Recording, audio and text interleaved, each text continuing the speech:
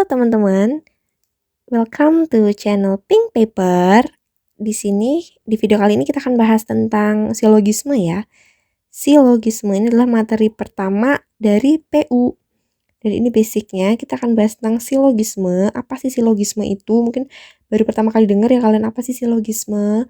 Oke, let's go, kita langsung mulai.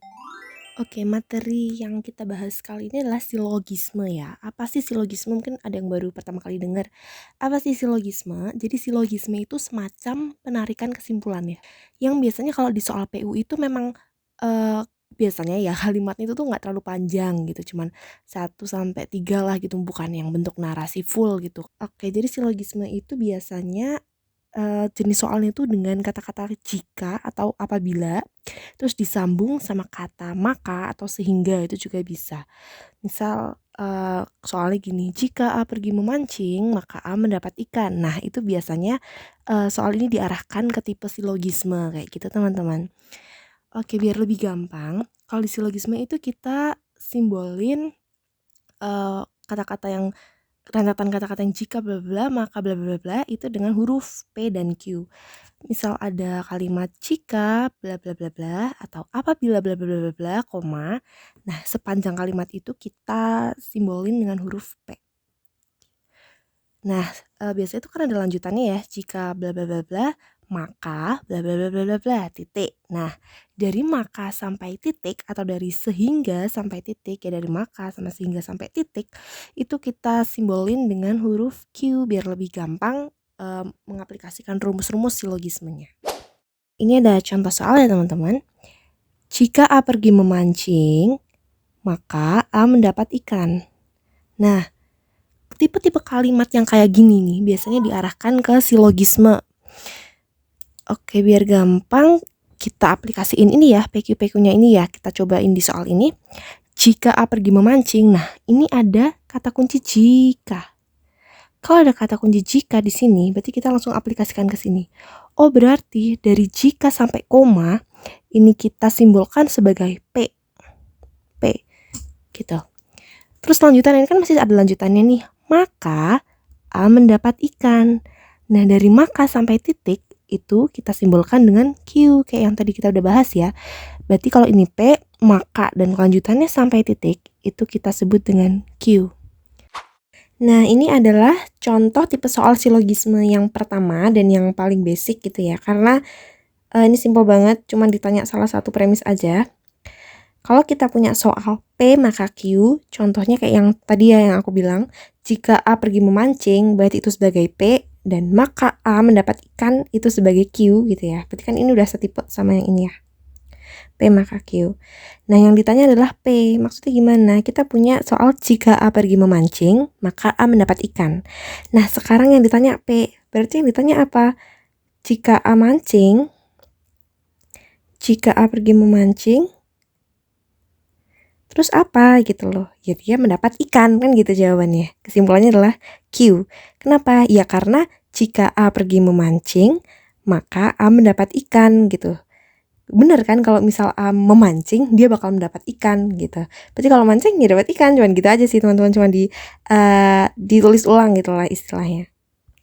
Nah, jadi kalau misalnya ditanya jika A mancing, berarti jawabannya adalah kesimpulannya adalah A mendapat ikan. Ini kan sudah sesuai sama rumusan ini ya, sama rumusan ini udah sesuai ya.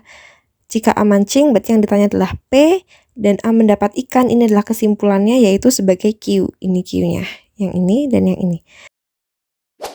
Oke, untuk tipe yang kedua sekarang, tipe pertama kita kan udah bahas ya yang ini tadi. Terus untuk tipe yang kedua, ini soalnya bentuknya sama. Jika P maka Q itu sama, tapi yang ditanya adalah berbeda. Kalau yang pertama itu kan kalau P maka Q, terus kalau P aja gimana? Kesimpulannya adalah Q gitu. Nah, kalau yang kedua ini kebalikannya. Kalau yang pertama tadi ditanya yang P, sekarang ditanya yang Q. Kalau Q terus kesimpulannya gimana gitu kan? Jawabannya adalah tidak dapat disimpulkan. Atau biasanya itu, kalau biar cepet ya, kalau latihan soal, aku tulisnya TDDS kayak gitu, tidak dapat disimpulkan. Jadi ini rumus memang bekerjanya itu satu arah ya teman-teman. Kalau P ya maka Q. Nggak bisa kalau Q terus P gitu, nggak bisa. Nggak bisa backward gitu ya istilahnya. Kita onward, kita maju gitu rumusnya. Kalau misalnya tanya Q ya tidak dapat disimpulkan. Misalnya aku punya soal ini tadi, jika A pergi memancing, maka A mendapat ikan. Terus kalau aku bilang nih, aku tanya, kalau A dapat ikan, kesimpulannya apa? Apakah kesimpulannya, oh berarti kesimpulannya adalah A memancing. Ini salah ya teman-teman, jangan kayak gini, ini salah. Kalau yang ditanya A dapat ikan, berarti kesimpulannya kan, ini Q ya tadi ya.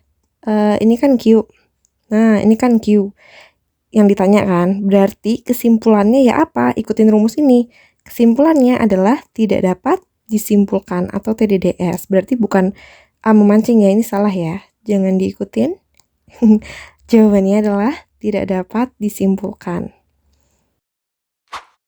Next, ini tipe ketiga. Oh ya, for your information, aku bahas tipe-tipe yang sering keluar dan dasar ya teman-teman. Karena waktu aku SNBT kemarin, itu juga keluarnya yang dasar-dasar. Yang sering-sering keluar pada latihan soal biasanya. Dan ini aku bahas yang kemarin keluar ya, based on pengalaman kemarin.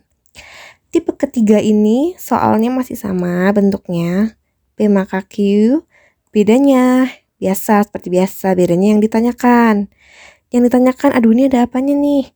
Ada begini artinya apa? Oke, tanda ini yang kayak gelombang gini ya, ini namanya adalah ingkaran. Ingkaran, kayak kebalikannya gitu loh. Kalau misal aku punya kata cantik, berarti ingkarannya ya tidak cantik gitu ya, tidak cantik. Ada kata tidak gitu di depannya, itu berarti ingkaran kalau ada kata tidak. Oke, di soal ini berarti ingkaran Q ya. Ingkaran itu pakai kata tidak, ini aku tulis biar nggak lupa. Tidak. Ini Q-nya kan A mendapat ikan ya. Berarti ingkaran Q adalah A tidak dapat ikan. Aku tulis dapat ikan gitu ya, biar cukup. Dapat ikan. Nah, berarti ingkaran Q itu adalah A tidak dapat ikan.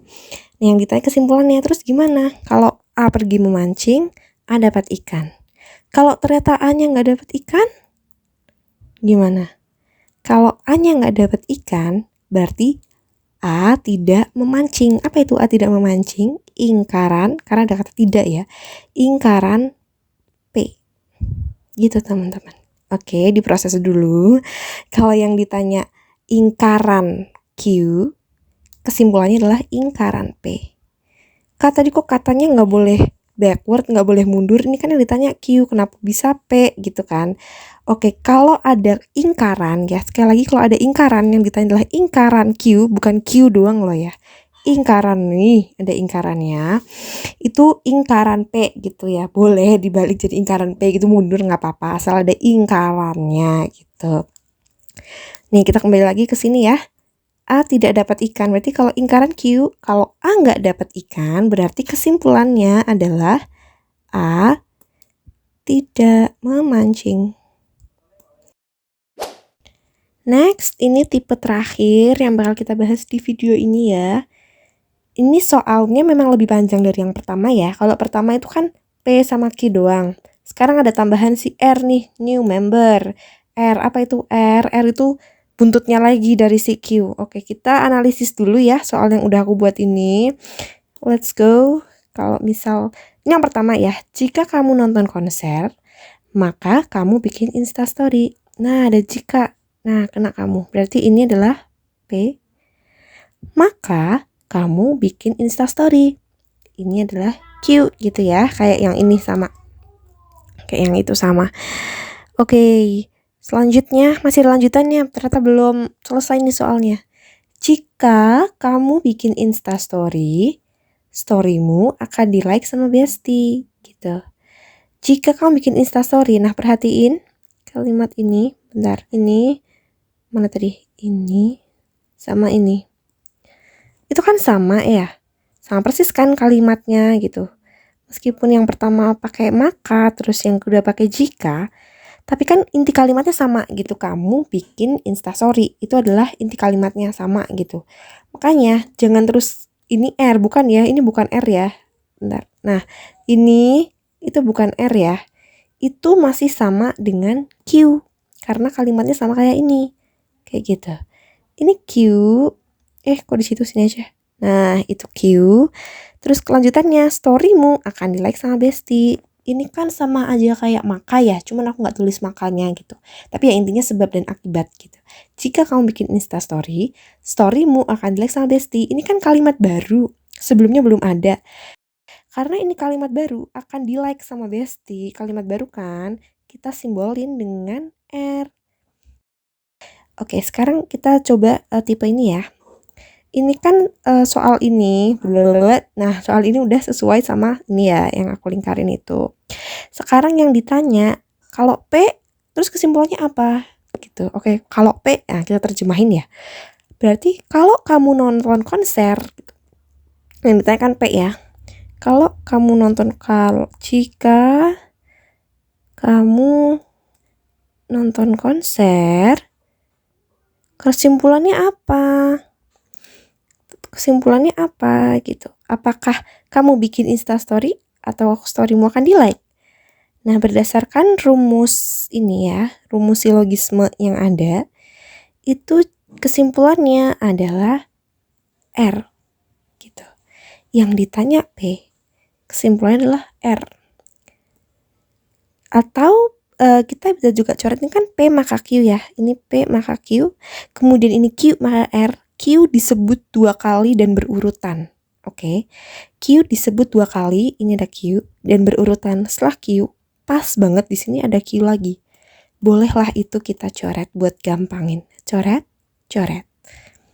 Jadi yang tersisa tinggal P maka R. Ya kan kalau misal Q-nya kita coret, itu kan tinggal P maka R.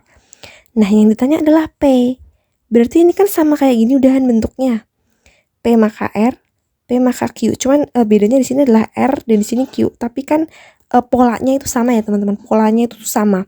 Berarti maka jawabannya juga bakalan sama. Apa ini Q? Berarti buntutnya P kan? Buntutnya P setelah dicoret. Nah, buntutnya P setelah dicoret apa ini? R. Berarti kesimpulannya adalah R. Kayak gitu. So, kalau di soal ini, jika kamu nonton konser, terus apa kesimpulannya? Adalah R.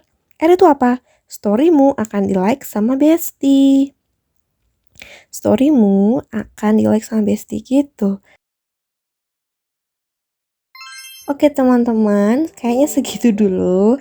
Kita belajar basicnya dulu aja. Yang penting teman-teman udah hafal mana yang harus dikategorikan sebagai P, mana yang dikategorikan sebagai Q, mana yang sebagai R gitu ya. Kalau ada tambahan kayak yang di bawah gitu. Ini boleh teman-teman catat dulu atau mungkin mau screenshot boleh, meskipun tulisanku ini tidak rapi, tapi nggak apa-apa, terserah teman-teman, boleh nyatet, boleh gimana gitu. Dan di part 2 nanti kalau bisa aku juga sisipin latihan-latihan soal biar lebih kebayang lagi gitu ya. Itu aja teman-teman, jangan lupa share, komen, like.